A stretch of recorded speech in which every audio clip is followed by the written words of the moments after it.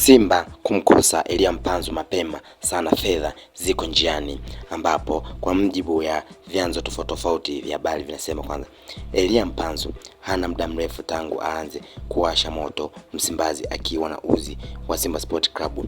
Kwa kiwango ambacho Elia Mpanzu ameonyesha hadi sasa, ni wazi hataisha muda mrefu. Simba lazima timu zenye fedha nyingi zitaanza kuwania saini yake. Mpanzu Simba yupo njiani kama ambavyo Ahmed Ally amewahi kusema vijana wao bado wana ndoto ya kufika mbali zaidi, na Simba wao ni kama njia ya kufika nje ya ahadi. Ikumbukwe Elia Mpanzu amewahi kwenda RC Gang kufanya majaribio, mambo hayakumnyokea. Hapa utapata jibu. Mpanzu ndoto yake ni kucheza soka la Ulaya. Kwa kiwango cha Elia Mpanzu, itakuwa ni kazi ngumu sana kwa Simba kukaa naye kwa miaka mitatu. Kumbuka Mpanzu akiuzwa, kuna asilimia kadhaa itapewa klabu ambayo imemlea kule DRC Congo, ambapo Elia Mpanzu ameonyesha kiwango kizuri zaidi wakati yupo na klabu ya Simba.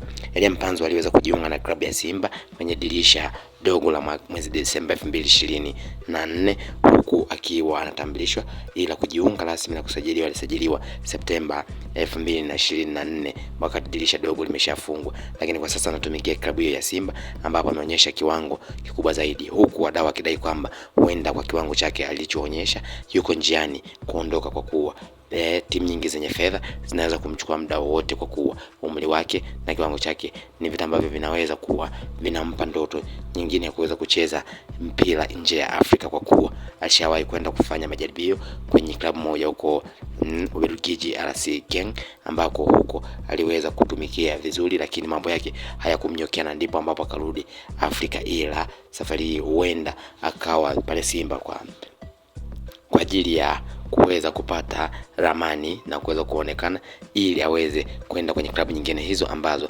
zitamhitaji zenye fedha nyingi.